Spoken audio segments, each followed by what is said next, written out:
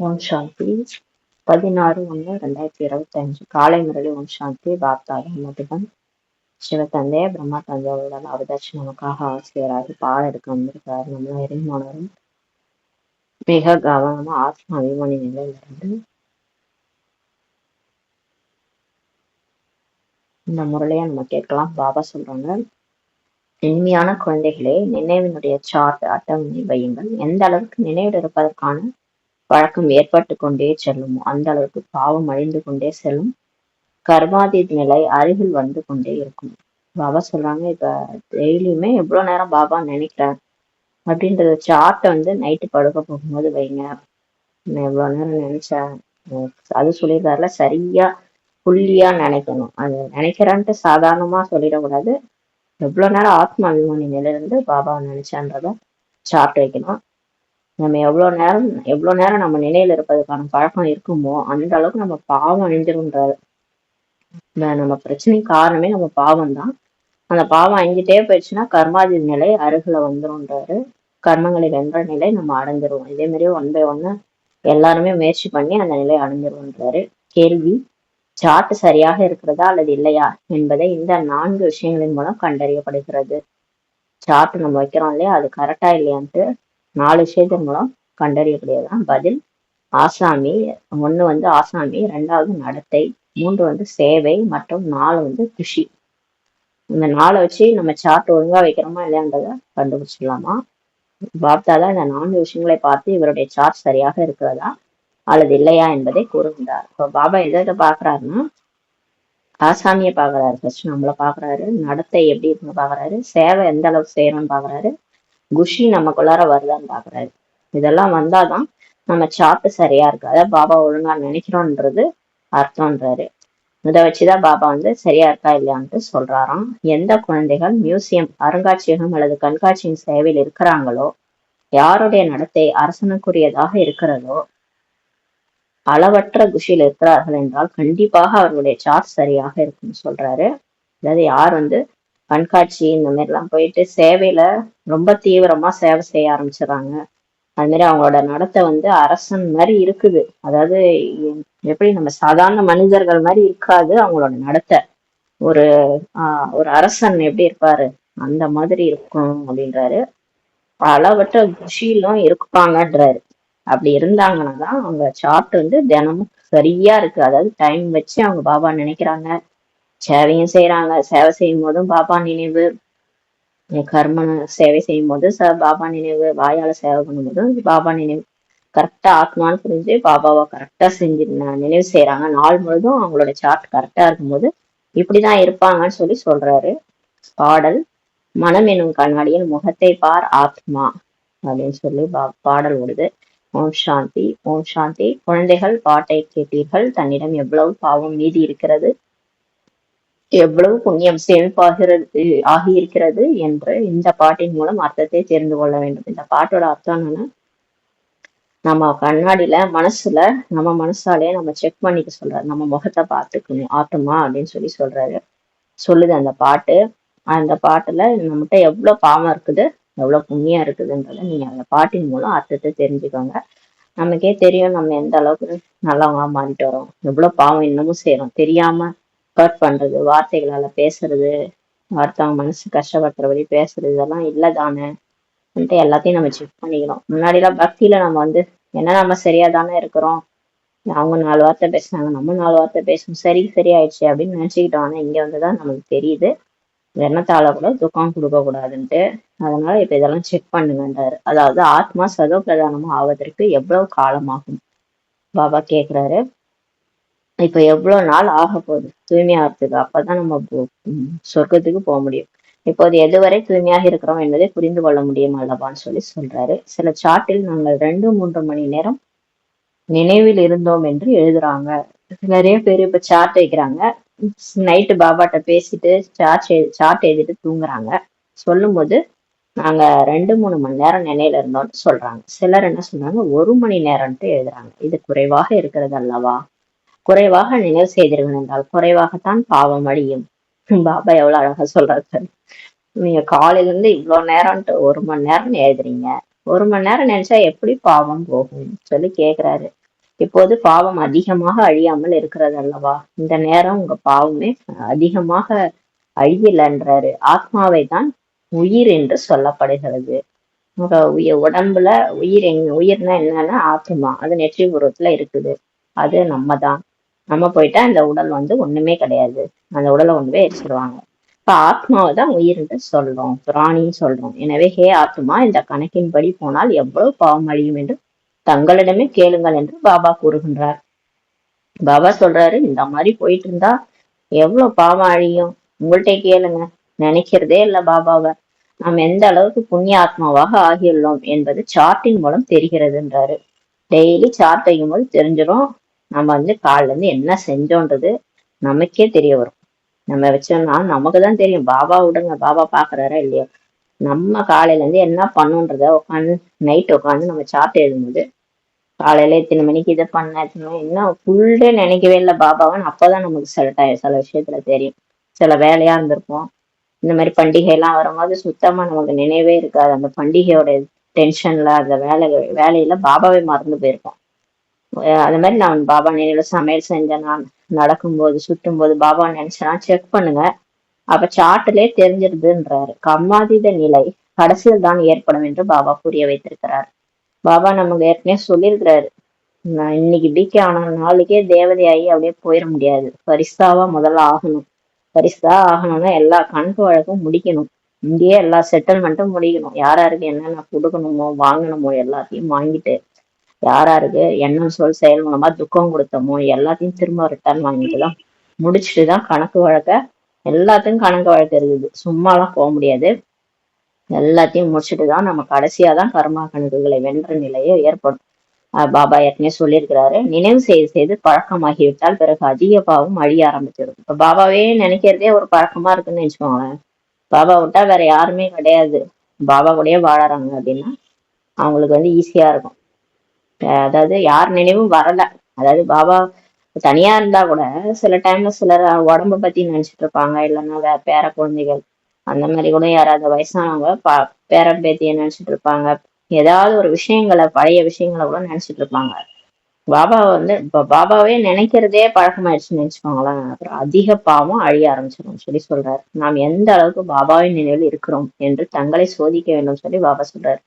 இப்ப நீங்க வந்து எல்லாரும் உங்களையே பாருங்க. நான் காலையில இருந்து சாயங்காலம் வரைக்கும் நான் எவ்வளவு மத்தவங்கள பாக்காதீங்க. அவங்க என்ன முரளி படிக்கல, அவங்க என்ன நினைக்க மாட்டாங்க பாபாவை அப்படின்னு பாக்காதீங்க. டிராபிக் கண்ட்ரோல் செய்ய மாட்டாங்க, மற்றவங்களையும் பாக்காதீங்க. அவங்களா வந்து நம்ம தான் இங்க போகணும். அவங்க வந்து அதிக பதவி அடையிறாங்க அடையலையே அதை பத்தி நமக்கு கவலை கிடையாது. இங்க நம்ம வந்து முயற்சி பண்ணி நம்ம போகணும். பாபா நம்மளதான் சொல்லிட்டு இருக்கிறாரு, மற்றவங்களை யாரையும் சொல்லல, நம்மளதான் சொல்லிட்டு இருக்காரு. அதனால நம்ம எந்த அளவுக்கு பாபாவின் நினைவு இருக்கிறோம் என்று உங்களை நீங்களே செக் பண்ணுங்கன்றாரு. இதில் பொய் புரட்டு சொல்வதற்கான விஷயமே இல்லைன்னு சொல்லி சொல்றாரு. இதுல வந்து பாபாட்ட போய் பொய்யா நம்ம வந்து இவ்வளவு நேரம் நினைச்சோம் பாபான்னு சொல்றதுக்கான விஷயமே இல்லை. நான் இவ்வளவு நேரம் நினைச்சேன் அப்படின்னு. ஏன்னா அதுல வந்து அவருக்கு எந்த லாபமும் கிடையாது, நமக்கு தான் நஷ்டமாக்குது. நம்ம பொய் சொன்னோம்னா நமக்கு தான் நஷ்டம். அவருக்கு தெரியும் நம்ம எவ்வளவு நேரம் நினைச்சோன்ட்டு. இதுல பொய் புரட்டு சொல்றதுக்கான விஷயமே இல்லைன்றாரு. நீங்க கரெக்டா எழுதுங்கன்றாரு. அப்பதான் உங்களுக்கு தெரியறதுக்காக தான் எழுத சொல்றேன்றாரு. அவர் ஒன்னும் அவருக்காக எழுத சொல்லல, நமக்கு தெரியணும்ல. ஏன்னா நம்ம வந்து காலையில இருந்து என்ன வேலை பண்ணிருக்கிறோம், இந்த மாதிரி இவ்வளவு முழு நாளும் இந்த மாதிரி பண்ணிருக்கிறோமேன்ட்டு நமக்கு தெரியணும். நம்மளே நமக்கு தர்மராஜா இருந்துட்டா பிரச்சனை இல்லை. பாபா நமக்கு தர்மராஜா ஆனால்தான் பிரச்சனை. நம்மளே இந்த டைம்ல நம்மளே தர்மராஜா இருந்து ஆத்மா அதிகாரி சீட்ல உட்காந்து கேள்வி கேட்கணும். நீ என்ன பண்ணிட்டு இருந்த காலையில இருந்து, மனசுகிட்ட கேளுங்க, புத்திட்ட கேளுங்க, ஏன் இந்த வேலையை பண்ண அப்படின்ட்டு அதெல்லாம் மிரட்டுங்க. கர்மேந்திரியங்க மிரட்டுங்க, கண்ணு காது மூக்கெல்லாம். என்ன பண்ணிட்டு இருந்த, என்ன வாயே என்ன பேசிட்டு இருந்த, நீ என்னத்த பாத்துட்டு இருந்த காலையில இருந்து, பாபா நினைக்காம மனசு நீ என்ன பண்ண அப்படின்னு அதை மிரட்டுங்க. அப்ப அது உங்க கண்ட்ரோல்ல வந்துடும். இப்படி தன்னைத்தானே சோதனை பண்ணுங்க, இதில் தங்களை சோதிக்க வேண்டியிருக்கிறதுன்னு சொல்லி சொல்றாரு. பாபா அவருக்கு தங்களுடைய சார்ட்டை எழுதி கொடுத்தீர்கள் என்றால் சார்ட் சரியாக இல்லையா என்பதை பாபா உடனே சொல்வார். இப்ப காலையில இருந்து சாயங்காலம் வரைக்கும் ஆத்மா நம்மளுடைய சார்ட் எழுதிட்டு பாபாட்ட கொடுக்கணும். அப்ப அவர் சொல்லுவாரு கரெக்டா இல்லையான்ட்டு உடனே சொல்லுவாரு. அதனாலதானே இன்னைக்கு முரளியில சொல்லிட்டு இருக்கிறாரு, நம்ம எழுதி கொடுத்தது கரெக்டா இல்லையான்ட்டு சொல்றாரு. ஆசாமியை பார்ப்பாரு, நடத்தை சேவை மற்றும் குஷியை பார்த்துதான் அந்த சார்ட் எப்படி இருக்குன்ட்டு பாபா உடனே புரிஞ்சுக்குவாரு. நம்மளையும் பாக்குறாரு, நம்ம நடத்தையும் பாக்குறாரு. அப்பதான் அந்த சார்ட் உண்மையா பொய்யான்ட்டு அவருக்கு தெரியும். வினாடிக்கு வினாடி யாருக்கு நினைவு இருக்கும், யார் மியூசியம் அல்லது கண்காட்சி சேவையில் இருக்கிறார்களோ அவர்களுக்கு இருக்கும் மியூசியத்தில் முழு நாளும் வந்து போய்கொண்டு இருப்பார்கள். பாபா சொல்றாரு, யார் கண்காட்சி சேவையில இருக்கிறாங்களோ அவங்களுக்கு தான் முழு நாளும் நினைவு இருக்குன்றாரு. எல்லாருக்கும் அவங்களுக்கு தான் இருக்குன்றாரு. நினைவு யாருக்கு வினாடிக்கு வினாடி இருக்குன்னா, யார் சேவையில இருக்கிறாங்களோ அவங்களுக்கு தான் வினாடிக்கு வினாடி நினைவு, பாபாவோட நினைவு இருக்குன்றாரு. மியூசியத்தில் முழு நாளும் வந்து போயிட்டு இருப்பாங்க இல்லையா, அவங்களுக்கு ஞானம் சொல்லி புரிய வைக்கணும் இல்லையா, அப்ப பாபா நினைவுலயே சொல்லி புரிய வைப்பாங்க. தில்லியில் நிறைய பேர் வந்து கொண்டிருப்பார்கள். அடிக்கடி பாபாவின் அறிமுகம் கொடுக்க வேண்டியிருக்கிறது. யாருக்காவது விநாசம் ஆவதற்கு சில வருடங்களே இருக்கிறது என்று நீங்கள் சொல்கிறீர்கள் என்று வைத்துக் கொள்வோம். அது எப்படி அப்படி இருக்க முடியும்ட்டு கேட்பாங்க. இப்ப நம்ம சொல்றோம் கண்காட்சியில இன்னும் விநாசம் வர்றதுக்கு இன்னும் கொஞ்சம் வருஷம்தான் இருக்கு. நம்ம தான் சொல்றோம் இல்லையா, நமக்கு தெரியுது, பாபா நமக்கு சொல்லிட்டாரு. அப்ப நம்ம சொல்லும் போது அவங்க கேட்பாங்க, எப்படி அப்படி சொல்றீங்க அப்படின்னு சொல்லி கேட்பாங்க. உடனே இதை என்ன நாங்களா சொல்கிறோம் என்று சொல்ல வேண்டும். உடனே நீங்க சொல்லணும், இதை நாங்களா சொல்றோம், நாங்க சொல்லல, இது கடவுளே சொல்றாருன்னு சொல்லுங்க. பகவானுடைய மகா வாக்கியம் அல்லவா இது, பகவானுடைய மகா வாக்கியம் கண்டிப்பாக சத்தியமானதாக தான் இருக்கும் அல்லவா. கடவுளே சொல்றாருன்னா சத்தியமானவர் சிவன், அப்ப அது உண்மைதானே. எனவே அடிக்கடி இது சிவபாபாவின் ஸ்ரீமத் என்று சொல்ல வேண்டும் என பாபா புரிய வைக்கின்றார். அடிக்கடி மற்றவங்க சொல்லுங்க, இது கடவுளுடைய மகா வாக்கியம், இது ஸ்ரீமத்ன்னு சொல்லுங்க, நாங்கள் சொல்லவில்லை, நாங்க சொல்லல விநாசம் நடக்கும்னு அவர் தான் சொல்றாரு, இது அவருடைய ஸ்ரீமத் ஆகும்னு சொல்லி சொல்லுங்க. அவர் சத்தியமானவர் அல்லவா. முதலில் பாபாவின் அறிமுகத்தை கண்டிப்பாக கொடுக்க வேண்டியது. ஃபர்ஸ்ட் கண்காட்சிக்கு வர்றவங்கள்ட்ட ஞானம் நல்லா இருக்கும், மெடிடேஷன் பண்ணா உடம்பு நல்லா இருக்கும், ஆரோக்கியம் வரும், இதெல்லாம் நம்ம சொல்றோம். ஆனா அதுக்கு முன்னாடி நீங்க நம்ம யார், ஆத்மா, நம்மளுடைய அப்பா யாரு, பரம்பிதா பரமாத்மா, பாபாவுடைய அறிமுகத்தை ஃபர்ஸ்ட் கண்டிப்பா கொடுக்கணுன்றார். எனவே தான் பாபா ஒவ்வொரு சித்திரத்திற்கு கீழேயும் சிவபகவானுடைய மகா வாக்கியம் என்று எழுதுமாறு கூறியுள்ளார். இப்ப இந்த 7 நாள் கோர்ஸ்ல நம்ம எடுக்கிற பாடத்து எல்லாமே சித்திரம் இருக்குல்ல, லட்சுமி நாராயண் படம், சிவபாபாவுடைய படம், ஏணிப்படி, கல்பவருஷம், எல்லாத்துக்கிட்டையும் இதெல்லாம் சிவபகவானுடைய மகா வாக்கியம். அவர் சொன்னதுதானே, எல்லா பாடமும் அவர் சொன்னதுதான். எங்களுக்கு எங்கே தெரியும், அவர் சரியாகத்தான் சொல்வார் அல்லவா சொல்லி சொல்லுங்க. பாபா கூறியுள்ளார், ஆகையினால் நாங்கள் சொல்றோம்ட்டு சொல்லுங்க. நான் சொல்றேன்னு நாங்க வேலைக்கே ஆகாது, கடவுளே சொல்றாரு, அவர் சொல்றதுனால நாங்க சொல்றோம் அப்படின்னு சொல்லுங்க. முன்னார் விநாசம் விரைவாக நிகழும் என்று வருவதை உரைத்திருக்கிறார் என்று நாளிதழ்களில் அவ்வப்போது போடுறாங்க. சரி, இப்ப கூட நிறைய நிறைய பேரு திடீர்னு வரும் 2000 இப்பயே சொன்னாங்க டிசம்பர்லயே சென்னை அழிஞ்சிரும் அப்படின்னு நிறைய பேர் தானாவே ஏதோ சித்தர் சொன்னாரு, எனக்குள்ளார சித்தர் சொல்றாரு எல்லாம் சொன்னாங்க. அந்த மாதிரி எல்லாம் அவ்வப்போது போடுறாங்க. இப்போ சொல்லி பாபாவை சொல்றாரு, நீங்கள் எல்லையற்ற தந்தையின் குழந்தைகள் ஆவீர்கள். இப்ப நம்ம கடவுளுடைய குழந்தைகள். பிரஜாபிதா பிரம்மா குமாரிகள் என்றால் எல்லையற்றவர்கள் அல்லவா. இப்ப பிரஜைகளின் தந்தை இப்ப பிரம்மாவுடைய நம்ம குமாரிகள் நம்ம எல்லைக்கு அப்பாற்பட்டவர்கள் தானே. நாங்கள் எல்லையற்ற தந்தையின் குழந்தைகள் என்று நீங்க சொல்லுங்க. நீங்க சொல்லுங்க, நாங்க கடவுளுடைய குழந்தைகள். அவருடைய ஞானத்தை மற்றவங்க சொல்லக்கூடிய தூதுவர்கள் நாங்கள், அவர் இறை தூதுவர்கள் சொல்லுங்க. அவர் தான் தூய்மையற்றவர்களை தூய்மையாக்குவார், ஞான கடலா இருக்கிறாரு. ஆனா நாங்க கருவிதான், அவர் தான் செய்பவர், அவர் செய்ய வச்சிட்டு இருக்கிறாரு. அவருதான் தூய்மையற்றவர்களை தூய்மையாக்கக்கூடிய ஞான கடல். அவர் சொல்ற ஞானத்தினால ஆத்மா தூய்மை ஆகுது. முதலில் இந்த விஷயத்தை புரிய வைத்து உறுதியாக்கி விட்டு பிறகு முன்னேற வேண்டும். ஃபர்ஸ்ட் இதைதான் சொல்லணும். இதை சொல்லிட்டு அதுக்கப்புறம் அவங்களுக்கு உறுதிப்படுத்திட்டு தான் நீங்க அடுத்த பாயிண்டே போகணுன்ற. யாதவர், கௌரவர்கள் போன்றவருக்கு விநாச காலத்தில் அன்பற்ற புத்தி என்று சிவபாபா சொல்லியிருக்கிறார். ஏற்கனவே சொல்லுங்க இந்த மாதிரிலாம். இதெல்லாம் கூட சொல்லணும், நிறைய பாயிண்ட குறிச்சு வச்சுக்கணும், மனசுல வச்சுக்கணும். எங்கேயாவது கண்காட்சிக்கு போகும்போது சொல்லி புரிய வைக்கணும். அப்பதான் டக்குன்னு நம்ம சொல்லும் போது அவங்களுக்கும் புரியும். யாதவர்கள் கௌரவர்கள்லாம் விநாச காலத்துல அவங்களுக்கு அன்பற்ற கிருஷ்ணரை நம்ப மாட்டாங்க, அதனால அழிஞ்சிருவாங்கன்ட்டு மகாபாரதத்துல இருக்கு. பாண்டவர்கள் தான் நம்புவாங்க, அவரு கிருஷ்ணரை கூட வச்சிருப்பாங்க. அதே மாதிரிதான் இங்க நம்ம கடவுள் பக்கம் இருக்கிறவங்க எல்லாம் பாண்டவர்கள். கடவுளை நம்பாதவங்க யாதவர் கௌரவர்கள் எல்லாம் அன்பற்ற புத்தின்ட்டு சொல்லியிருக்கிறாரு. சிவபாபாவின் பெயரை பயன்படுத்தி கொண்டே இருந்திருக்க என்றால் இது குழந்தைகளுக்கும் நன்மையாகும். நானே இங்க வரக்கூடாது, அகங்காரம் வந்துடும். எல்லாமே நாம இப்ப ஸ்ரீமத் படி நடக்கிறோம்னா அதுவே ஒரு அகங்காரம் வருது. அதான் பாபா சொல்ற, நிர் அகங்காரி ஆகணும்ட்டு. நான் தூய்மையா இருக்கிறேன்னா அது ஒரு அகங்காரம். நான் எல்லாத்துலயும் தூய்மையா இருக்கிறேன் அப்படின்னா மத்தவங்கள என்ன, எல்லாரும் முயற்சி பண்ணிட்டு இருக்கிறாங்க. நான் 5 விகாரத்தை விட்டுட்டா எனக்கு 5 விகாரமே கிடையாதுன்னா அதுவே ஒரு அகங்காரம் வந்துருதுன்றாங்க. அதனால அகங்காரன்றதே ஒரு பெரிய விகாரம். அதை வெல்லுங்க. சூட்சும அகங்காரம் கூட நிறைய இருக்குது. எதையுமே நம்ம சொல்லி காட்டக்கூடாது, அதுவே ஒரு அகங்காரம். அதனால சிவபாபாவின் பெயரை மட்டும் பயன்படுத்திட்டே இருங்கன்றா. இது குழந்தைகளுக்கு நன்மையாகின்றார். சிவபாபாவை தான் நினைவு செய்து கொண்டே இருப்பார்கள். ஏன்னா இங்க நான்றது வரும்போது நம்மள பார்ப்பாங்க, அப்புறம் நம்ம முகத்தை பார்த்து நம்ம பேரு உருவத்துல சிக்கிக்குவாங்க. அதனால அப்படிதான் எல்லாமே பிரச்சனை ஆயிடுது. அதனால பாபா சொல்றாரு, நானே இங்க யூஸ் பண்ணாங்க, எல்லாமே சிவபாபா தான் செஞ்சாரு, அவருதான் எங்களுக்கு சொன்னாரு, நாங்க சொல்றோம்னு சொல்லி புள்ளியா இருக்கிறாருன்னு சொல்லி அவரை அப்பதான் அவரு நினைப்பாங்க, பாபா உங்களுக்கு என்ன புரிய வைத்திருக்கிறாரோ அதை நீங்க மற்றவர்களுக்கும் புரிய வைத்துக் கொண்டே இருங்கள் சொல்லி பாபா சொல்றாரு. இப்ப நமக்கு என்ன கடவுள் சொல்றாரு, அவருதானே நம்ம நினைக்கிறோம், நம்ம யார நினைக்கிறோம், கடவுள் நினைக்கிறோம். அது மாதிரி எல்லாருக்கும் புரிய வைங்கன்றாரு. ஆக சேவை செய்யக்கூடியவர்களின் சார்ட் கூட நன்றாக இருக்கணும்ன்றாரு. இப்ப யாரெல்லாம் குழந்தைகள் சேவை செய்யறாங்களோ அவங்க முதல்ல ஒழுங்கா பாபா நினைக்கணும். அப்பதான் சேவை செய்யறது எல்லாருக்கும் ஒழுங்கா போய் சேரும்ன்றாரு. முழு நாளிலும் 8 மணி நேரம் சேவையில் சுறுசுறுப்பாக இருக்கிறாங்க, 1 மணி நேரம் ஓய்வெடுப்பார்கள். சேவை செய்யற குழந்தைகள் பாத்தீங்கன்னா பாபா சொல்ற மாதிரி 8 மணி நேரம் சேவையில சுறுசுறுப்பா இருக்கிறாங்க, 1 மணி நேரம் கொஞ்சம் ரெஸ்ட் எடுத்துக்குவாங்களாம். இருந்தாலும் 7 மணி நேரம் சேவையில் இருக்கிறார்கள் அல்லவா, எனவே அவர்களுடைய பாவக்கர்மங்கள் அதிக அழிஞ்சிருக்குன்ட்டு புரிஞ்சு கொள்ளணுன்றார். பாருங்க, சேவை பண்ணாதான் நம்ம பாவம் அதிகம் போகுதுன்றாரு பாபா. அப்ப எந்த அளவுக்கு நம்ம சேவை செய்யணும் பாருங்க. எந்த எந்த சேவை கிடைச்சாலும் செய்யணும். நீங்க 7 மணி நேரம் பாபா சேவையில ஞானத்தை சொல்றதுலயே இருந்தீங்கன்னா அவ்வளவு பாவம் அழிஞ்சிரும்ன்றாரு. நிறைய பேருக்கு அடிக்கடி பாபாவின் அறிமுகத்தை கொடுக்கிறார்கள் என்றால் கண்டிப்பாக அப்படிப்பட்ட சேவாதாரி குழந்தைகள் பாபாவுக்கும் பிரியமானவர்களாக இருப்பார்கள். இப்ப ஞானத்தொகை நிறைய பேருக்கு நம்ம சொல்றோம்னா அவ்வளோ ஆசீர்வாதம் நமக்கு கிடைக்கும்ன்றாரு. ஏன்னா பாபா பாபாவும் நமக்கு பிளஸ்ஸிங்ஸ் கொடுக்குறாரு. அந்த யாருக்கு நம்ம சொன்னோமோ அவங்களும் மனசால வாழ்த்துவாங்க. ஐயோ, நான் எவ்வளவு கஷ்டத்துல இருந்தேன், அந்த ஞானத்தை சொல்லிதான் என்னை இப்படி விடுவிச்சிருக்கிறீங்க, நான் எவ்வளவு துன்பத்தை அனுபவிச்சிருப்பேன். நமக்கு மனசால ஆசீர்வாதம் அந்த ஆத்மாட்டம் நமக்கு வரும். இவர் நிறைய பேருக்கு நன்மை செய்கின்றார். இரவும் பகலும் நாம் அதிகமானவர்களுக்கு நன்மை செய்ய வேண்டும் என்ற சிந்தனையே இருப்பதே பாபா பாக்குறாரு. பாபா அந்த குழந்தைகள்கிட்ட பாக்குறாரு, இவங்களுக்கு எந்த டைம் பார்த்தாலும் இந்த ஞானத்தை சொல்றதுலயே இவங்களுக்கு புத்தி போகுது, நிறைய பேருக்கு சொல்லணும் அப்படின்னு தான் அவங்களுக்கு போகுதுன்ட்டு பாக்குறாரு. நிறைய பேருக்கு நன்மை செய்வது என்றால் தங்களுக்கே நன்மை செய்கிறார்கள் என்பதாகும்.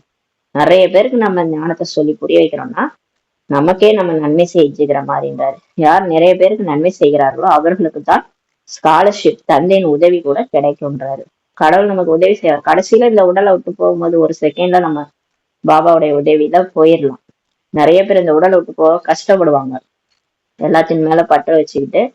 அது நமக்கே கூட இப்ப பற்று இருக்குதுன்னா இந்த நம்ம பாபாவுக்கு செய்யற சேவையினால நம்ம ஹெல்ப் பண்ணுவார் அவரு.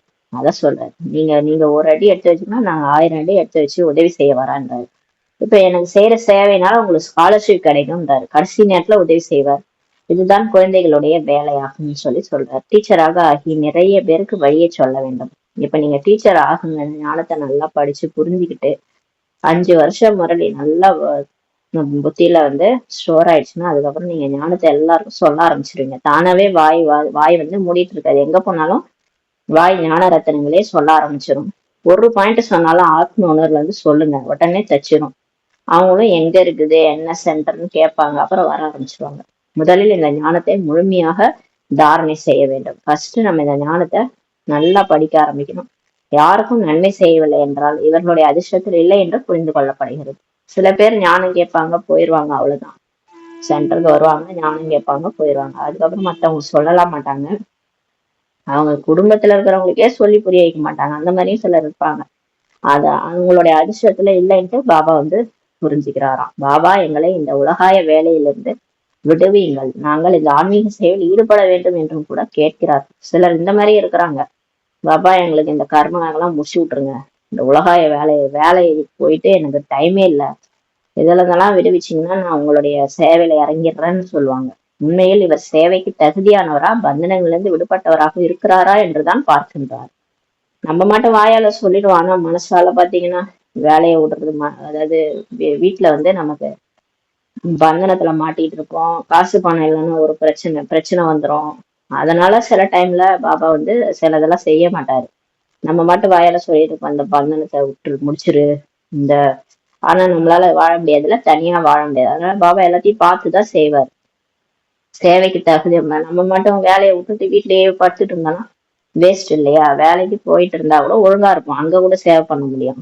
அதனால பாபா சொல்றாரு, சேவைக்கு தகுதியானவரா இருக்கிறாரா, பந்தனங்கள்ல இருந்து விடுபட்டரா இருக்கிறாரான்னு பாபா பாக்குறாரு. அப்பதான் பாபா வந்து செய்வார். பிறகுதான் 500 1000 சம்பாதிப்பதற்கு பதிலாக இந்த சேவையில் ஈடுபட்டு நிறைய பேருக்கு சேவை செய்யுங்கள்ட்டு சொல்றாரு. அப்ப சொல்றாரு, இப்ப சேவைக்கு தகுதியானவரா இருக்கிறாரா, பந்தனத்தெல்லாம் விடுபட்டு இருக்கிறாரான்னு பார்த்துட்டு தான் அவருக்கு வந்து இந்த 500 1000 சம்பாதிக்கிறதுக்கு பதிலா இவரு சேவையில ஈடுபட்டாலும் நிறைய பேருக்கு சேவை செய்வாருன்ட்டு விடுவிக்க வைப்பாராம் பாபா. அந்த மாதிரி நாடி பார்த்து சொல்லுவாராம். பிரம்மா பாபா உடம்புல வரும்போது பாபா வந்து இது மாதிரி எல்லாம் கேட்பாங்களா, நிறைய பேர் வந்து பிரம்மா பாபாட்டே சிவபாபா அவர் உடம்புல இருக்கும்போது கேட்பாங்களாம், இந்த மாதிரி நான் வேலையை விட்டுருவான்ட்டு. நாடி பார்த்துதான் சொல்லுவாராம். பந்தனங்கள் இருந்து விடுபட்டவராக இருந்தால் மட்டுமே அப்படின்னு சொல்லி சொல்வாராம். பாபா சேவாதாரிகளை பார்த்தால் வழி சொல்வார். சேவாதாரி குழந்தைகளை இங்கே அங்கே என்று அழைத்து கொண்டே இருக்கிறார்கள்.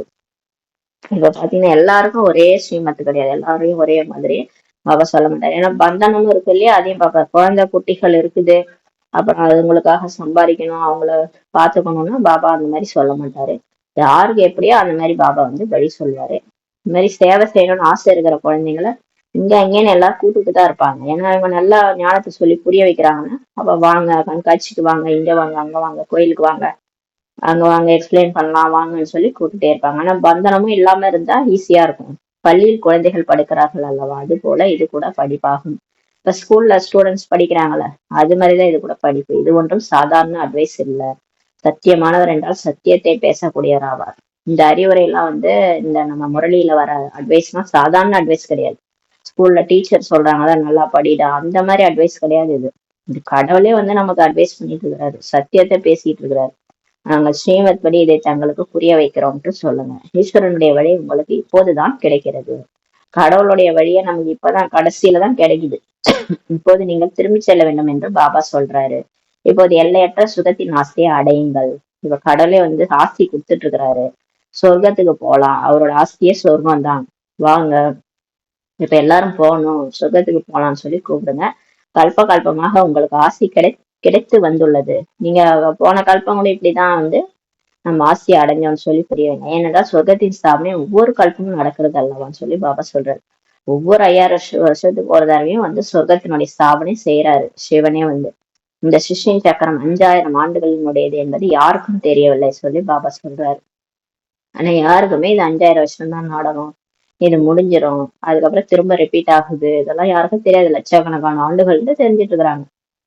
மனிதர்கள் முற்றிலும் காரிருள்ல இருக்கிறாங்க, கும்பகர்ணம் தூங்கிட்டு இருக்கிறாங்க. நீங்கள் இப்போது பிரகாசமான வெளிச்சத்துல இருக்கிறீங்கன்னு சொல்லி பாபா சொல்றாரு. இப்ப நம்ம வெளிச்சத்துக்கு வந்துட்டோம். நம்மளும் ஒரு காலத்துல கும்பகர்ணம் மாதிரி தூங்கிட்டு இருந்தோம். என்னடா வாழ்க்கை இது, எப்படி போகும், என்ன ஆகும்லாம் தெரியல. ஆனா அன்னைக்கு என்னவோ அதை செஞ்சுக்கிட்டு நம்ம மட்டுக்கும் ஓட்டிக்கிட்டு இருந்தோம். அன்னையும் வாழ்க்கையை பார்த்துட்டு இருந்தோம். நாளைக்கு என்ன நடக்கும் அதெல்லாம் பத்தி நம்ம யோசிக்கவே இல்லை. ஆனா வந்து பாபா வந்து நம்மளையும் தூக்கத்துல இருந்து எழுப்பி வெளிச்சத்துக்கு கொண்டு வந்துட்டாரு. சொர்க்கத்தை பாபா தான் ஸ்தாபனை செய்வார் இல்லையா. வைக்கோல் போருக்கு பழைய உலகத்திற்கு தீ வைத்த பிறகும் கூட அஞ்ஞான உறக்கத்தில் உறக்கிக் கொண்டிருக்கிறார்கள் என்று பாடப்பட்டுள்ளது. பாருங்க பாபா சொல்றாரு, இந்த பழைய உலகத்துக்கு தீ வச்ச பிறகு கூட இன்னும் கூட நிறைய பேர் தூங்கிட்டு இருக்கிறாங்க, அஞ்ஞானிகளாதான் இருக்கிறாங்க, சொன்னா புரிஞ்சிக்க மாட்டாங்கன்ட்டு ஒரு பாட்டு கூட இருக்குதான். எல்லையற்ற தந்தை ஞானக்கடலாக இருக்கின்றார் என்பதை குழந்தைகளாகி நீங்க தெரிஞ்சிருக்கிறீங்க சொல்லி சொல்றாரு. உயர்ந்ததிலும் உயர்ந்த தந்தையின் காரியமும் உயர்ந்ததாக தான் இருக்கிறது. கடவுள் உயர்ந்ததிலும் உயர்ந்தவர். அவர் செய்யற காரியம் எப்படி இருக்கும், முழு உலகத்தையும் சுத்தம் பண்ணிட்டு போயிடுறாரு, சொர்க்கமா ஆக்கிட்டு போயிடுறாரு, உயர்ந்த காரியத்தை செய்யறாரு. ஈஸ்வரன் வல்லமை படைத்தவர், எது வேண்டுமானாலும் செய்ய முடியும் என்பதெல்லாம் கிடையாது. அதுக்காக செத்து போனவங்களெல்லாம் உயிர் படைக்கிறது அதெல்லாம் செய்ய மாட்டாரு. அது டிராமாவுக்கு கட்டுப்பட்டு இருப்பாரு.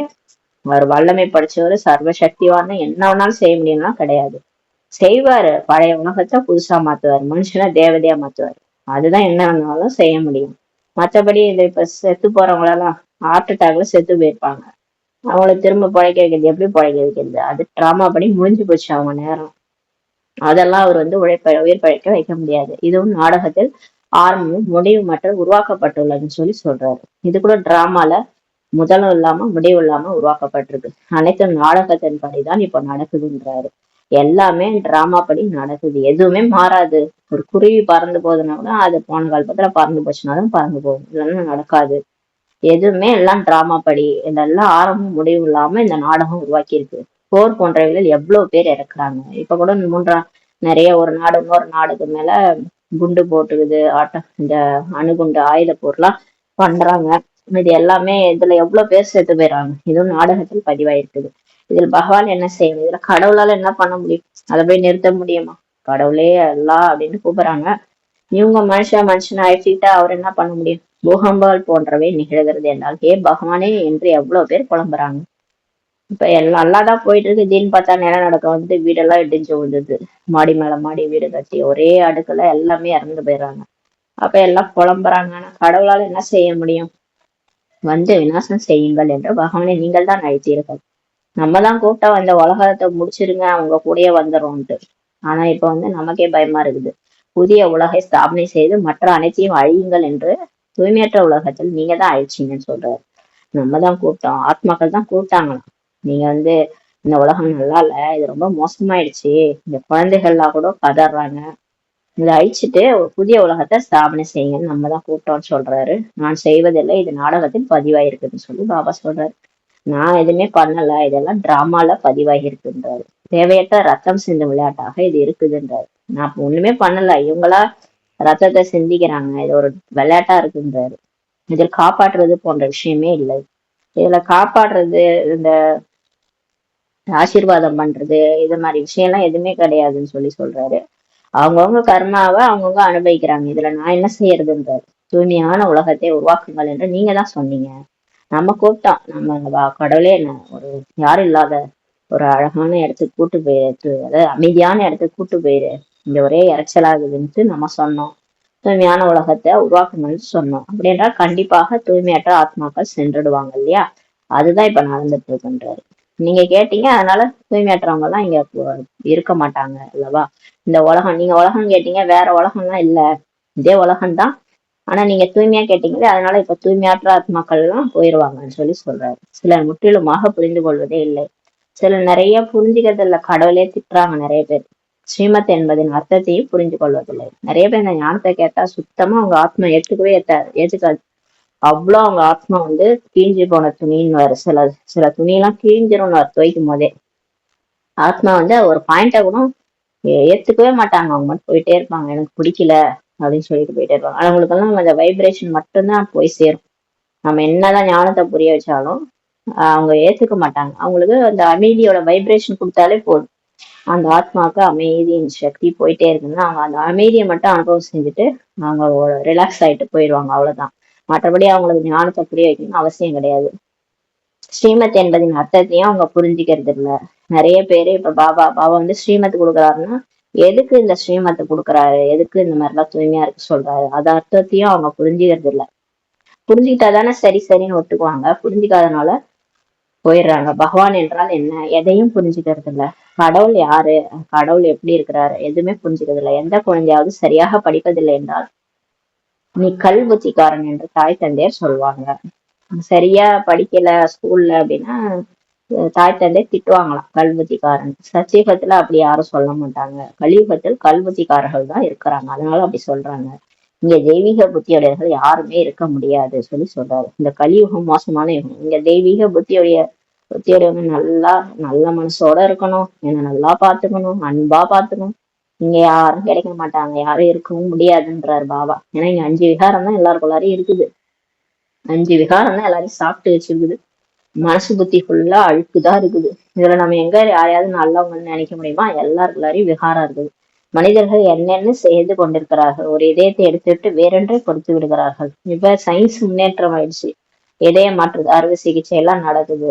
நல்லது, இவ்வளவு உழைத்து இதை செய்தீர்கள், ஆனால் இதனால என்ன பலன் சொல்லி கேக்குறாரு. சரி சரி, இதெல்லாம் நல்லாதான் பண்ணீங்க, இதால என்ன பலன்? அதிகம் போனால் இன்னும் கொஞ்ச நாள் தான் வாழ்வாங்க, இதயத்தை மாத்தினா கூட இன்னும் கொஞ்ச நாளைக்கு தானே சொல்றாரு. நிறைய மந்திர வித்தைகளை கற்றுக்கொண்டு வருகிறார்கள். இவ்வளவு முயற்சி செய்து இதை செய்தார்கள், ஆனால் இதனால் எந்த பலனும் இல்லை சொல்லி பாபா சொல்றாரு. சயின்ஸ்லயும் சரி நிறைய அந்த மந்திர வித்தை எல்லாம் கத்துக்கிட்டு வராங்க, ஆனா இவ்வளவு முயற்சி செஞ்சு ஒன்றும் கிடையாதுன்றாரு, எந்த பலனும் இல்லை. நாங்கள் தூய்மையற்ற உலகத்தில் இருந்து மிகவும் துக்கமுடையலாக ஆகிவிட்டோம், வந்து எங்களை தூய்மையான உலகத்துக்கு எஜமானலாக ஆக்குங்கள் என்றுதான் பகவானை நினைவு செய்யறாங்க. எல்லாரும் எதுக்கு கடவுள் நினைக்கிறாங்கன்னா, நாங்க பாவிகள் ஆயிட்டோம், துக்கமா இருக்கிறோம், வந்து எங்களை கூட்டிட்டு போங்க அப்படிதான் நினைக்கிறோம். அது இந்த தூய்மையற்ற உலகத்துல இருந்து விடுவீங்க, உண்மையான உலகத்துக்கு எஜமானரா ஆகுங்கள்ட்டு சொல்றோம். சத்தியுகத்தில் நோய் போன்ற துக்கமான விஷயங்களே இருக்காது. கடவுள் படைக்கிற அந்த உலகம் சத்தியமான யுகம். அங்க நோய் மாதிரி விஷயங்கள் எதுவுமே இருக்காது. ஒரு கொசு கூட இருக்காது. மலேரியா அந்த மாதிரி டெங்கு இதெல்லாம் எதுவுமே வராது. ஏன்னா அந்த மாதிரி விஷ ஜந்துக்கள் எதுவும் இருக்காது. இப்போது நீங்கள் பாபாவின் மூலம் எவ்வளவு உயர்ந்த பதவியை அடையணும். கடவுளுக்கு உதவி செய்யறதுனால, அவரோட முறையை படிக்கிறதுனால, அந்த இறை ஞானத்தை காதால கேட்கறதுனால எவ்வளவு புண்ணியம் பண்ணியிருக்கணும். உயர்ந்த பதவியை நம்ம அடையணும். இங்கேயும் கூட மனிதர்கள் படிப்பின் மூலம்தான் உயர்ந்த பட்டங்களை பெறுகிறார்கள். இங்க கூட படிச்சாதானே நல்ல பதவி, டாக்டர் ஆகுறாங்க, கலெக்டர் ஆகுறாங்க, மிகுந்த குஷியில இருக்கிறாங்க. இவர்கள் இன்னும் கொஞ்ச நாட்களுக்கு மட்டுமே இருப்பார்கள் என்பதை குழந்தைகளாக என்று தெரிந்துள்ளது. இங்க என்னதான் பதவி அடைஞ்சாலும், என்னதான் பணக்காரங்களா இருந்தாலும் எல்லாரும் கொஞ்ச நாள் தான் இருக்க போறாங்கன்ட்டு நமக்கு தெரியும். பாவங்களின் சுமை தலையில அதிகம் இருக்குது. ஏன்னா அந்த அளவுக்கு பாவம் இருக்குது எல்லா தலையிலும். எல்லாத்தையும் அதை முடிச்சுட்டு கிளம்பிடுவாங்க. திடீர்னு சரீரம் விடுறாங்க. நேத்து சப் கலெக்டர் இன்னைக்கு வந்து சரீரம் விடுறாங்கன்னா என்ன பண்றது? அவங்க தலையில அவ்வளவுதான் இருக்குது, அவங்க ஆத்மால அவ்வளவுதான் வந்து அந்த கால நேரம் இருக்குது. அதுக்கப்புறம் அந்த உடலை விட்டு அவங்க போக வேண்டிய நேரம் இருக்குது. நிறைய தண்டனைகளை அனுபவிப்பார்கள். இப்ப நிறைய பாவ சுமை இருக்குன்னா நிறைய தண்டனை அந்த உடல் மூலமா அனுபவிப்பாங்கன்னு சொல்றாரு. தங்களை தூய்மையற்றவர்கள் என்று சொல்கிறார்கள் அல்லவா, அவங்களே அவங்கள அப்படிதான் சொல்லிக்கிறாங்க. நான் பாவி, நீசர், பாவம் பண்ணிட்டேன், தெரியாமலாம் சொல்லுவாங்க. ஆள் மனசுல இருக்குது. போன ஜென்மத்துல இருந்தே பாவம் பண்ணிட்டு இருப்பாங்க. எத்தனை ஜென்மமா நம்மளே இப்ப அப்படிதான் இருக்கோம்.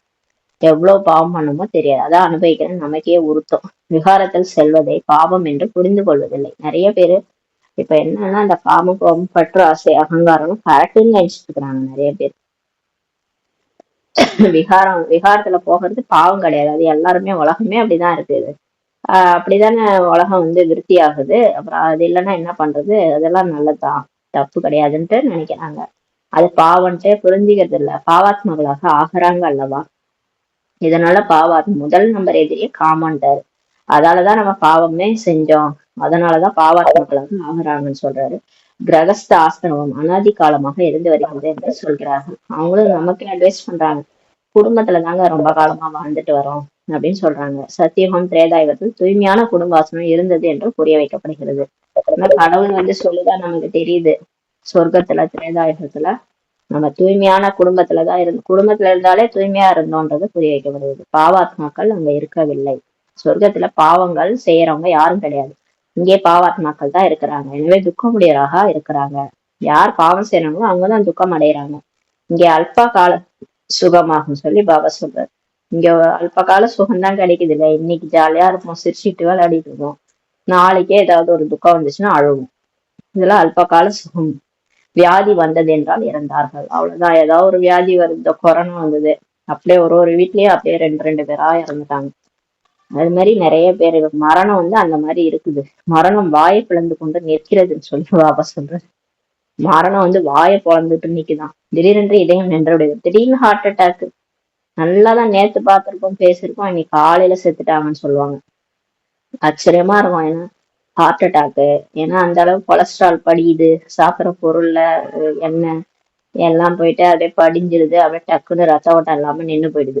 இதயம் நின்றுடுது, அவ்வளவுதான். ஆத்மா வெளியே போயிடுது. இதெல்லாம் உணவு பழக்க வழக்கத்தினால நடக்கிறது தான். அது அவங்க சொன்னா புரிஞ்சிக்க மாட்டாங்க. அப்புறம் போயிடுவாங்க, அவ்வளவுதான். ஏன்னா அவங்களுக்கு ஆயுசு அவ்வளவுதான் அந்த உடல்ல.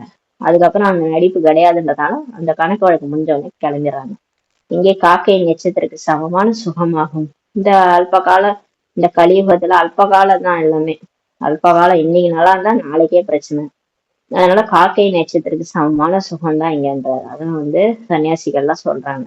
இதெல்லாம் இந்த சுகம் எல்லாம் காக்கை எச்சத்துக்கு சமம். அங்கே உங்களுக்கு அளவற்ற சுகமாகும். ஆனா சொர்க்கம்னு ஒண்ணு இருந்துச்சு. அங்க நீங்க எல்லாருமே நல்லாதான், எல்லாம் ஜாலியா வாழ்ந்தீங்க. அங்கெல்லாம் வந்து எப்பவுமே சுகம்தான். இன்னைக்கு நான் ஜாலியா இருக்கேன், நாளைக்கு அழுவேன் அப்படிலாம் கிடையாது. மரண லோகம்லாம் கிடையாது. அது வந்து அமர லோகம். அங்க எப்பயுமே அளவற்ற சுகமா இருக்கும். வசந்த காலமா தான் இருக்கும். இந்த மாதிரி வெயில், மழை எதுவுமே இருக்காது. எல்லாமே கரெக்டா இருக்கும். தட்பவெட்ப நிலையில நீங்கள் முழு உலகத்துக்கே இப்ப எஜமானரா ஆகுறீங்க. எந்த விதமான துக்கமும் உங்களுக்கு இருக்காது, வெப்பமும் இருக்காது, குளிரும் இருக்காது. அங்க எப்போது வசந்த காலமாக இருக்கும்னு சொல்லி பாபா சொல்றாரு. தத்துவங்கள் கூட கட்டுப்பாட்டுல இருக்கிறது. அங்க 5 தத்துவமும் நம்ம கட்டுப்பாட்டுக்குள்ள வந்துடும். ஏன்னா இங்க ஆத்மா சுயராஜ்ய அதிகாரி ஆகி நம்ம 5 தத்துவங்களையும் அடக்கி, நம்ம உடம்பையும் அடக்கி, நம்ம ஆத்ம உணர்வுல வந்துடுறதுனால எல்லாருமே வந்துரும். அப்ப சொர்க்கத்துல அது எல்லாமே நம்ம கண்ட்ரோல்ல வந்துரும். நம்ம உடம்புல இருந்து, இயற்கையில இருந்து நம்ம கண்ட்ரோல்ல இருக்கும். அதனால லட்சுமி நாராயணனுடைய ராஜ்யத்துல எந்த ஒரு துக்கமும் இருக்காது, குளிரும் இருக்காது, வெப்பமும் இருக்காது.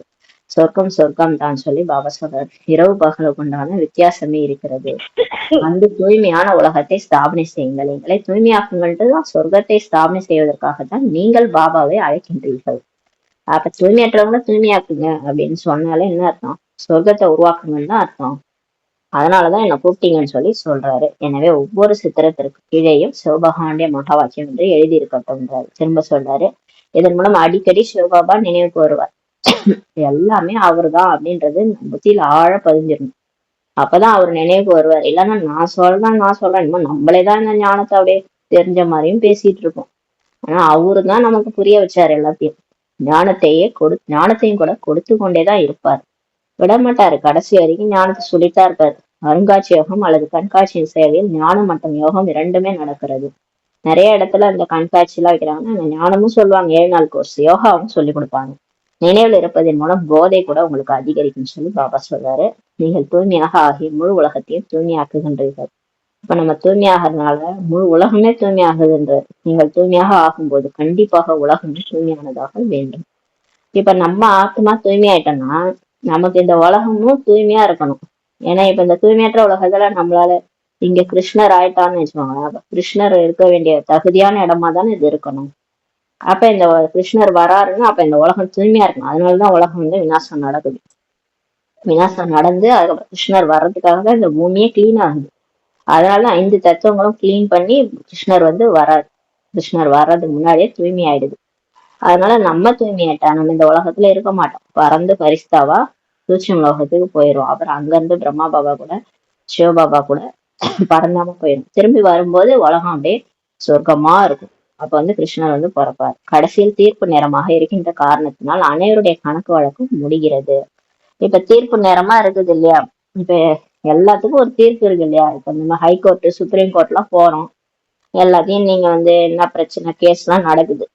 எந்த அளவுக்கு உண்மையா அந்த தண்டனை கொடுக்குறாங்க. நிறைய பேர் தப்பிச்சிடுறாங்க தண்டனை. ஆனா ஆண்டவன் தீர்ப்புன்னு இருக்குல்ல ஒண்ணு, அது கரெக்டா இருக்கும். கர்மா அது அட்ரஸ் கேட்டுட்டு வரும், விடாது. இப்ப அதான் முடிஞ்சிட்டு இருக்கு. இப்ப ஒவ்வொருத்தருக்கும் நடக்கிறதெல்லாம் அதான். நீங்க நினைக்காதீங்க, கவலைப்படாதீங்க. ஏன் இவங்களுக்கு இப்படி நடக்குது, இவங்க ரொம்ப நல்லவங்களாச்சுன்னா அவங்க போன பிறவில தப்பு பண்ணியிருப்பாங்க. என்னென்ன தவறு பண்ணாங்களோ தெரியாது. அதுக்கான தீர்ப்பு தான் இப்ப நடந்துட்டு இருக்குது. எல்லா வீட்லயும் இப்ப அதான் நடக்குதுன்றாரு. கடைசி தீர்ப்பு நேரமாக இது இருக்கிறதுனால எல்லாருக்கும் இப்ப கணக்கு வழக்கு முடியுதுன்றாரு. திடீர்னு இறக்குறாங்க. நேத்து பார்த்தா நல்லா இருந்தாங்க, என்னன்னு தெரியல. அவ்வளவுதான், முடிஞ்சிருச்சு. அந்த அந்த வீட்டுல அவங்க கணக்கு வழக்கு முடிஞ்சிருச்சு. அடுத்த வீட்டுல கணக்கு வழக்கு முடிக்கணும் இல்லையா? அதனால ஆத்மா போகுது. நீங்க ஏன் அழுகுறீங்க அதுக்காக?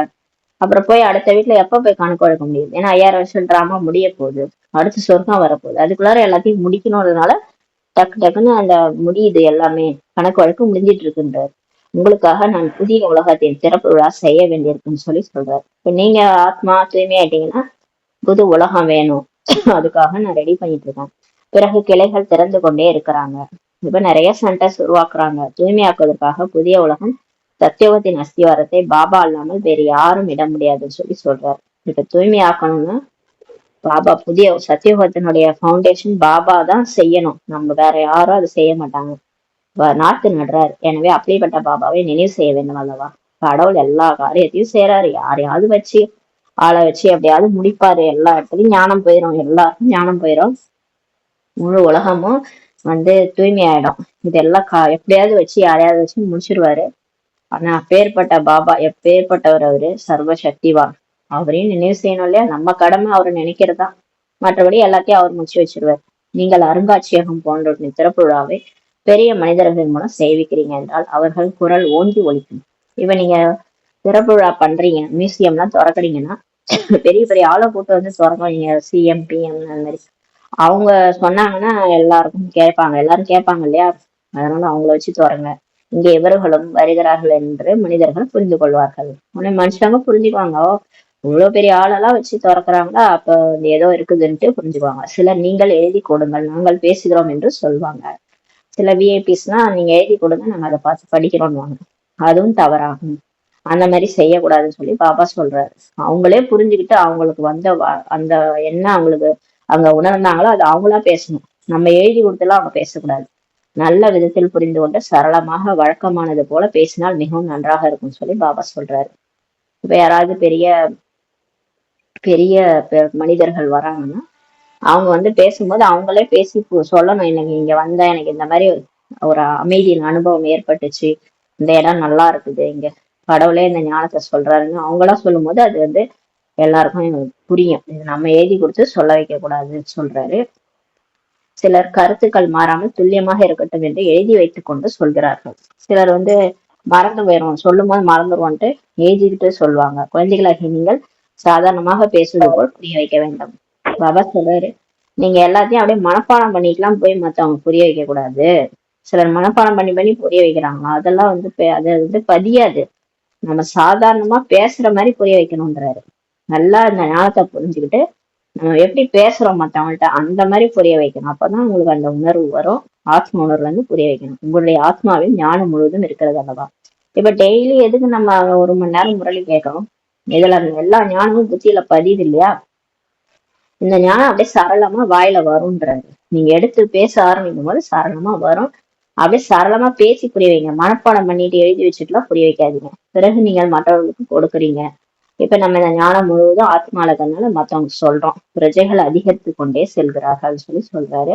இப்ப நம்ம சொல்றதுனால நமக்கு பிரஜைகள் உருவாயிட்டு இருக்கிறாங்க. மக்கள் தொகையும் அதிகரித்து கொண்டே செல்கிறது அல்லவா. அனைத்தும் வளர்ந்து கொண்டே செல்கின்றன. இப்ப 800 கோடி மேல தாண்டுது பாப்புலேஷன். எல்லாமே வளர்ந்துட்டே போகுது. மரம் முழுவதும் இப்போ உழைச்சு போய்விட்டதுன்றாரு. இந்த மனித சிருஷ்டி மரம் உளுத்து போயிடுச்சு. யார் நம்முடைய தர்மத்தை சேர்ந்தவர்களாக இருக்கிறார்களோ அவர்கள் மீண்டும் வருவார்கள்.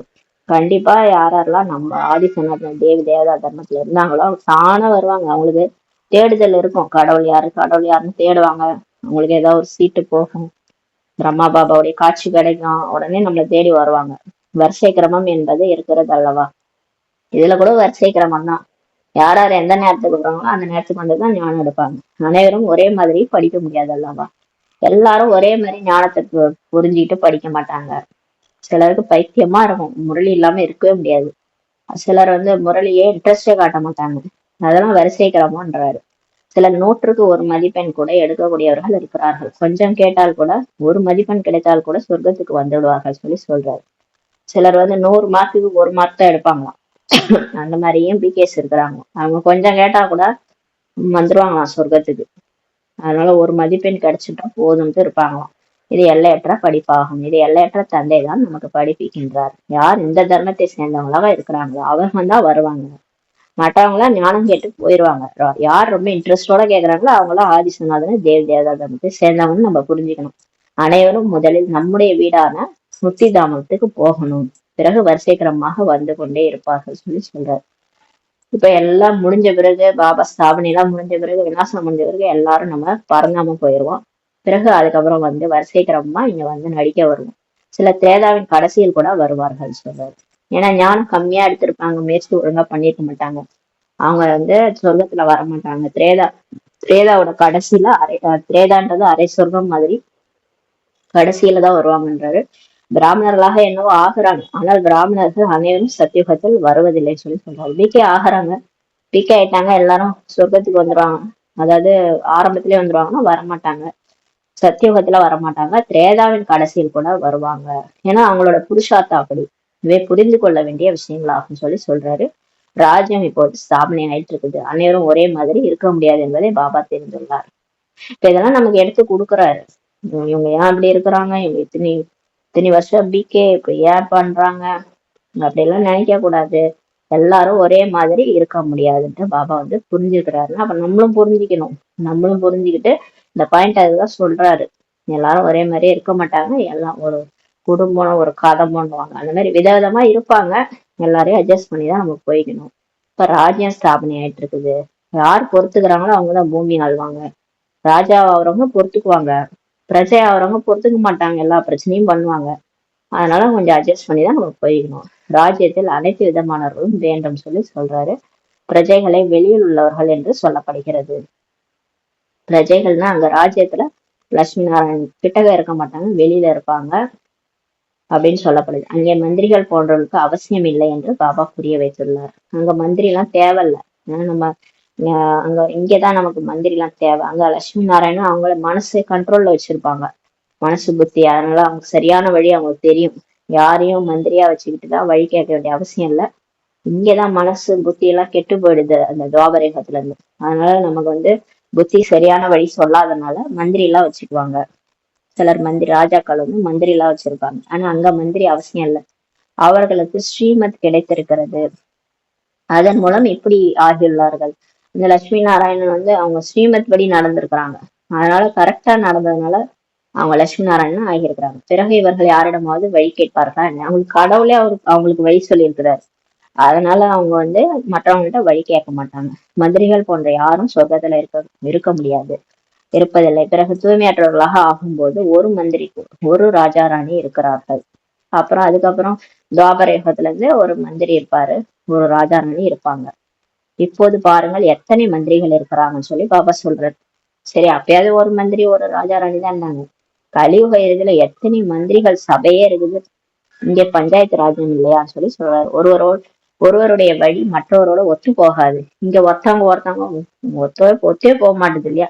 அதனால இத்தனை பேர் இருக்கிறாங்க. அந்த ஒருவரோட நட்பு வையுங்கள், புரிய வையுங்கள், காரியத்தை செய்து விடுவார். பிறகு இன்னொருவர் வந்தார், அவருடைய சிந்தனைக்கு வரவில்லை என்றால் இன்னும் காரியத்தை கெடுத்து விடுவார். பாபா சொல்றார், ஒருவரோட நட்பு வைங்க, புரிய வைங்க, காரியம் முடிஞ்சிடும். அப்புறம் இன்னொருத்தவங்க நடுவில் வந்தாங்கன்னா அவங்க சிந்தனைக்கு வரலன்னா காரியத்தை கெடுத்துருவாங்க. நல்லாதான் போயிட்டு இருக்கோம், ஒரு 2-3 பேர் சேர்ந்தானா அந்த காரியம் கெட்டுருந்தாரு. ஒருவருடைய புத்தி மற்றவரோடு சேராது. அங்கே உங்களுடைய அனைத்து மன ஆசைகளும் பூர்த்தியாகி விடுவது. பாபா இங்க கலியுகத்துல யாரும் ஒருத்தவங்க மத்தவங்களோட ஒத்தே போக மாட்டாங்க. அது கூட்டம் சேர்ந்துச்சுனாலே எல்லாத்துலயும் பிரச்சனை தான். அதனால பாபா சொல்றாரு, ஒருத்தவங்க மத்தவங்களோட இங்க புத்தி சேராது. அதனால நீங்க இங்க ஆசைப்படாதீங்க, எல்லாம் ஒற்றுமையா இங்கேயே சொர்க்கம் மாதிரி வாழணும். கண்டிப்பா முடியாது. ஏன்னா எல்லாருக்குள்ளாரையும் விகாரம் தான் இருக்குது இல்லையா? பற்று இருக்குது, ஆசை இருக்குது. நமக்கு ஒரு சிலருடைய நடவடிக்கையே பிடிக்காது. அவங்களோடதான் நம்ம கூட இருக்கிறவங்களே போயிட்டு நட்பு வச்சுக்குவாங்க. அப்ப பாத்தீங்கன்னா என்ன ஆகும்? இதுலயே நமக்கு அவங்களுக்கும் ஒத்து போகாது. நமக்கு பிடிச்சவங்களுக்கூடயே நமக்கு பிரச்சனை வரும். இந்த மாதிரி எல்லாம் ஏன் இங்க நடக்குதுன்னா, இங்க அந்த பற்று, ஆசை, இந்த மாதிரி விகாரம் இருக்கிறதுனால பிரச்சனை ஆகுது. அதனால இங்க நீங்க நினைச்சதெல்லாம் நடக்காதுன்றாரு. அங்க உங்களோட சொர்க்கத்துல உங்களுடைய எல்லா மன ஆசைகளும் பூர்த்தி ஆகிடும். எல்லாரும் அங்க நல்லவங்களா மாறிடுவாங்க இல்லையா? இங்கதான் எல்லாரும் நமக்கு என்ன செய்யறாங்கன்னு தெரிய மாட்டேன். 5 விகாரத்துக்கு உட்பட்டு மனசு புத்தியில என்ன இருக்குன்னு தெரிய மாட்டேது. அங்க எல்லாமே தெரியும் நமக்கு. அங்க எல்லாரும் ஒரே மாதிரிதான் இருப்பாங்க. நீங்கள் எவ்வளவு துக்கத்தை அடைந்தீர்கள். நம்ம எவ்வளவு காலமா நம்ம எவ்வளவு துக்கம் அடைஞ்சு வந்தோம். இதனுடைய பெயரே துக்கதாமமாகும் சொல்றாரு.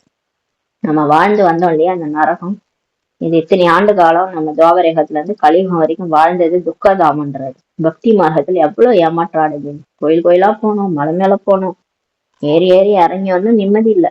வீட்டுல அதே பிரச்சனை, அதே சண்டை. எங்க கோயிலுக்கு போனாலும் குளத்துக்கு போனாலும் ஒரு நிம்மதியும் இல்லை. கடவுளும் கிடைச்ச படே இல்லை. கடவுளே நீ வந்தீங்கன்னா உங்க கூட வந்துடுறேன்னு வேற சொன்னோம், அவரும் கிடைக்கல. எங்கெங்கயோ சுத்திட்டு வந்தோம். இதுவும் டிராமான்னு சொல்லி சொல்றாரு. இது கூட நாடகம், இதேதான் அடுத்த காலமும் நடக்கும்ன்றாரு. என்னை தேடி தேடி அழகிங்க, கடைசியாதான் நான் கிடைப்பேன். எப்போது துக்கமுடையவர்களாக ஆகுறீங்களோ அப்போது பாபா சுகத்தின் ஆசையை கொடுக்குறாரு. ஆனா நம்ம துக்கம் அடையும் போதுதான் அவர் வரணும்னு இருக்குது டிராமால. அப்பதான் நமக்கு சுகத்தின் ஆசையை கொடுக்குறாரு. பாபா உங்களுடைய புத்தியை திறந்து விட்டார். இப்ப நமக்கு கூட்ட ஓபன் பண்ணிட்டாரு. நமக்கு ஆத்ம உணர்வு வர வச்சுட்டாரு. செல்வந்தர்களுக்கு சொர்க்கம், ஏழைகளுக்கு நரகம் என்று மனிதர்கள் சொல்லிடுறாங்க. மனிதர்கள் இப்ப வாழற ஸ்டேட்டஸ வச்சு சொல்றாங்க, நீங்க எல்லாம் நரகத்துல இருக்கிறீங்க, நாங்கெல்லாம் சொர்க்கத்துல இருக்கிறோம்ட்டு. எதை சொர்க்கம் என்று அழைக்கப்படுதுன்னு நீங்க யதார்த்தமான விதத்தில் தெரிஞ்சுக்கிறீங்க. சொர்க்கம்னா எப்படி இருக்கும்? எல்லாருக்கும் எல்லாமே இருக்கும். ஏழைகளா இருந்தா கூட அவங்க கூட நல்லா தங்க மாளிகைகள் தான் வாழ்வாங்க. அந்த மாதிரி இருக்கிறதா சொர்க்கம். எல்லாருக்கும் எல்லாம் கிடைக்கும். உடல், மனம், பொருள் எல்லாமே ஆரோக்கியம் இருக்கும், செல்வம் இருக்கும், குஷியும் இருக்கும். அதுதான் சொர்க்கம். இங்க ஒண்ணு இருந்தா ஒண்ணு இருக்காது. இது சொர்க்கமா? இதெல்லாம் நமக்கு தெரியும். சத்தியகத்தில் இரக்கம் பண்ண முடியவரே என்று சொல்லி யாராவது அழைப்பார்களா? சொர்க்கத்துல யாரும் கருணை கடலே வாங்கன்னு கூப்பிடுவாங்க? கூப்பிடவே மாட்டாங்க. ஏன்னா அங்க ஜாலியா தான் எல்லாரும் இருப்பாங்க. இரக்கம் காட்டுங்கள், விடியுங்கள் என்று இங்கேதான் அழைக்கிறார்கள் சொல்லி பாபா சொல்றாரு. பாபா தான் அனைவரையும் சாந்திதாமும் சொர்க்கத்துக்கு அழைத்து போகிறாரு. அஞ்ஞான காலத்தில் நீங்களும் எதையும் தெரிஞ்சுக்கல. நம்ம கூட ஒரு காலத்துல எதுவும் புரிஞ்சுக்காம தான் வாழ்ந்துட்டு இருந்தோம்.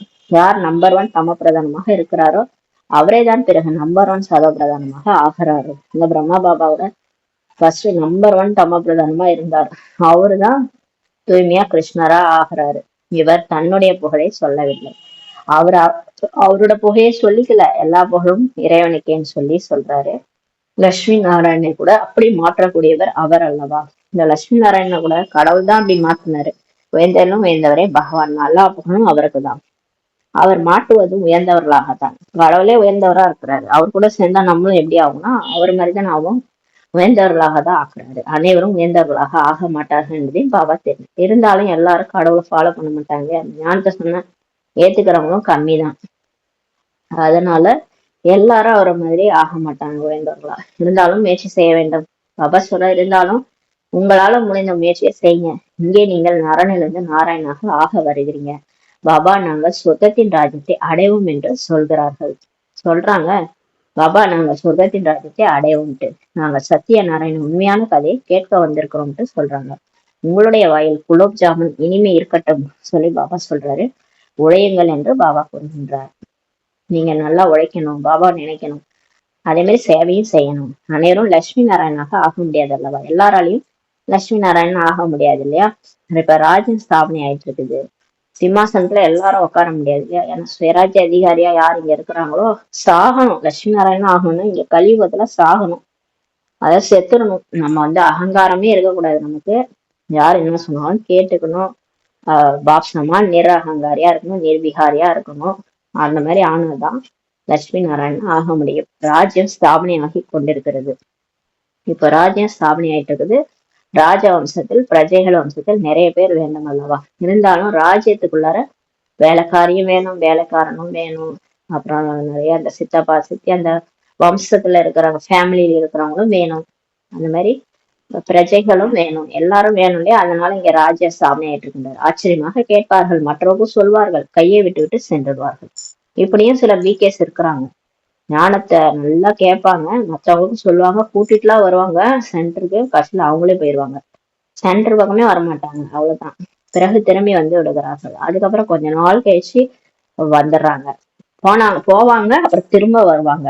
எந்த குழந்தைகள் தங்களுடைய முன்னேற்றத்துக்காக ஏதாவது செய்கிறார்கள் என்றால் உயர்ந்து விடுகிறார்கள் சொல்றாரு. சமர்ப்பணம் ஆவது ஏழைகளே ஆகிறது. ஆனா இங்க முழுமையா சமர்ப்பணம் ஆகிறது ஏழைகள் தான். தேகம் உட்பட வேற எதுவும் நினைவில் இருக்கக்கூடாது, உயர்ந்த குறிக்கோளாகும் சொல்றாரு. தேகத்தை கூட நினைக்கக்கூடாது, இந்த உடம்பே போக போகுது, உடம்பையும் பார்க்க கூடாது, மற்றவங்களையும் நினைக்க கூடாது, உயர்ந்த குறிக்கோளாகும் சொல்றாரு. அந்த மாதிரி இருந்தாதான் நம்ம லட்சுமி நாராயணம் ஆக முடியும். ஒருவேளை உறவு சிறிது இருந்தாலும் கண்டிப்பாக அது நினைவிற்கு வரும்.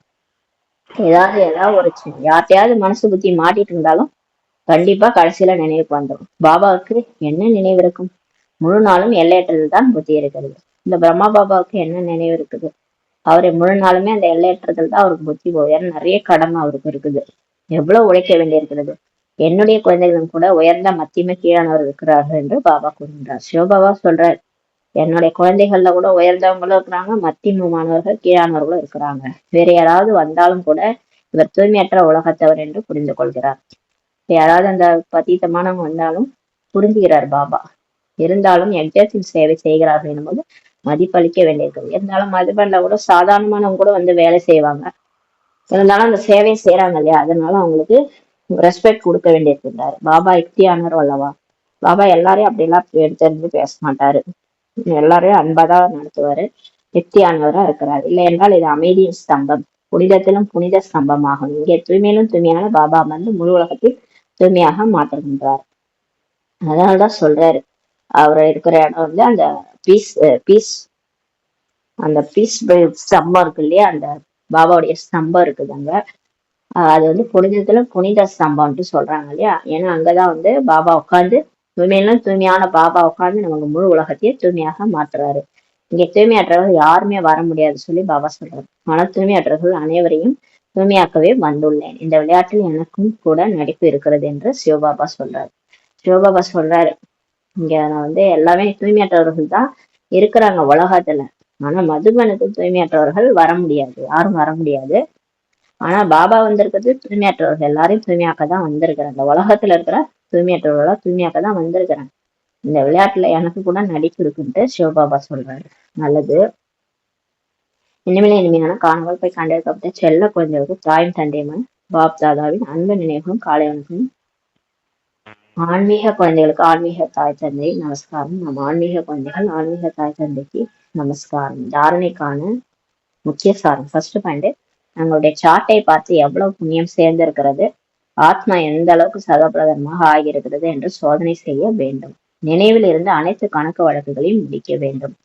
இரண்டாவது பாயிண்ட், ஸ்காலர்ஷிப் பெறுவதற்காக சேவாதாரியாக ஆகி நிறைய பேருக்கு நன்மை செய்யணும்.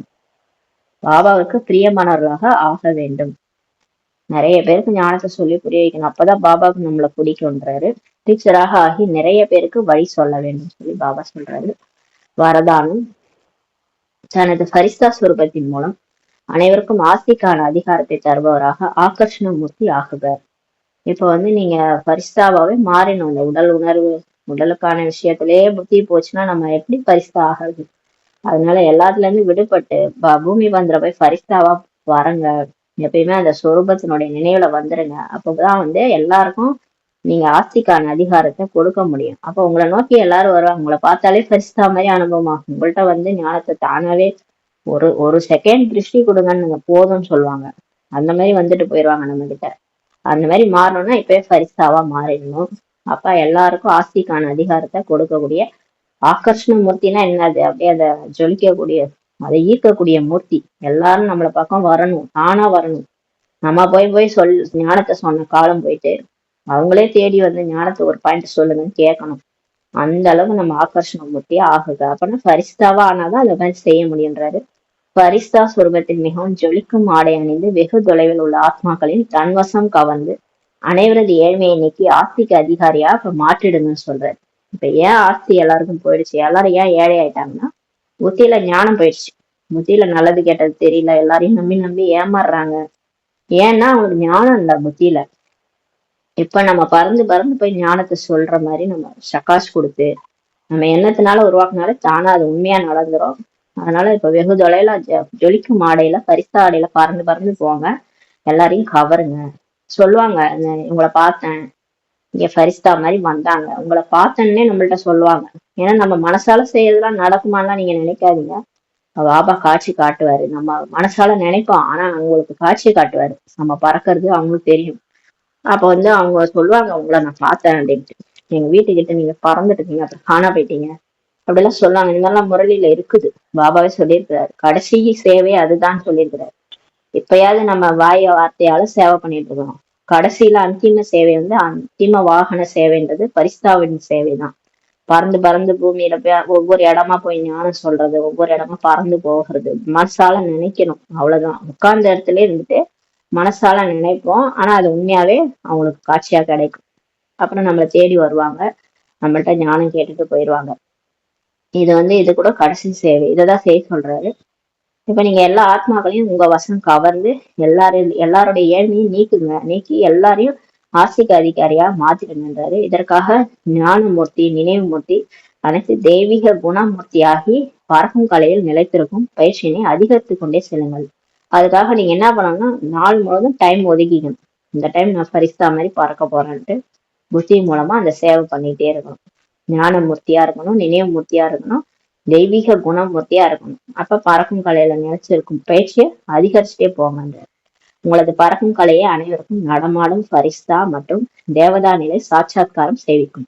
என்னைக்கு நீங்க அந்த மாதிரி மனசு மூலமா பறக்குறீங்களோ, மனசுல எந்த குப்பையும் இல்லாம இந்த வீண் விஷயங்கள், வேஸ்ட் உலகாய விஷயங்கள் விடுபட்டு நீங்க பறக்குறீங்களோ பரிஸ்தாவா, எதுலையுமே உங்களுக்கு கீழே இருக்கிற எந்த விஷயத்திலயும் அன்பு இல்லை, பற்று இல்லை, ஒரு பாபா நான் பறந்துகிட்டே இருந்தீங்கன்னா பூமி பந்துல பரிஸ்தா மாதிரி அப்ப காட்சி எல்லாருக்கும் கிடைக்கும்.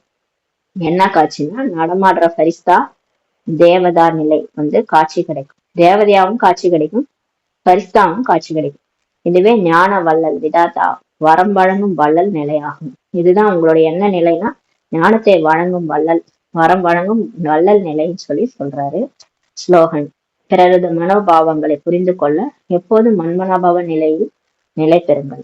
இப்ப எல்லாரும் வராங்க, அவங்க மனசுல என்ன நினைக்கிறாங்கன்னே தெரிய மாட்டேங்குது நமக்கு. ஏன் தெரிய மாட்டேங்குது? நம்ம பாபா ஒழுங்கா நினைக்கிறது இல்லை. அவங்க ஒண்ணு நினைச்சா நம்ம ஒண்ணு செய்யறோம், தப்பு தப்பா ஆயிடுது. இதை நான் கேட்டேனா, இதை போய் செய்றீங்க அப்படின்னு கேட்பாங்க. இதெல்லாம் எதனால நடக்குதுன்னா, நமக்கு வந்து அடுத்தவங்க மனசு அறியிற பயிற்சி இல்ல. மனசை புரிஞ்சுக்கிற நிலையும் இப்ப நமக்கு இல்ல. அந்த மாதிரி இருக்குது கலியுக கடைசியில. யாருக்கு என்ன தேவைன்னு தெரியல. அந்த மாதிரி ஏன் நம்ம இருக்கிறோம்னா, நம்ம வந்து கனெக்ஷன் பாபாட்ட இல்ல. எப்ப நீங்க கரெக்டா கனெக்ஷன் மன்மனாபவ நிலையில ஆத்மான்னு புரிஞ்சு பாபா கனெக்ட் பண்ணும்போது எதிரால வர்றவங்களுடைய வைப்ரேஷன் உங்களுக்கு புரியும். அவங்களுக்கு தண்ணி வேணுமா, இல்ல சாப்பாடு வேணுமா, இல்ல ட்ரெஸ் வேணுமா, இல்ல ஒரு துளி அன்பு வேணுமா, அன்பா பேசணும்னு எதிர்பார்க்கறாங்களா அப்படின்றத நீங்க புரிஞ்சிக்க முடியும் அந்த வைப்ரேஷனை வச்சு.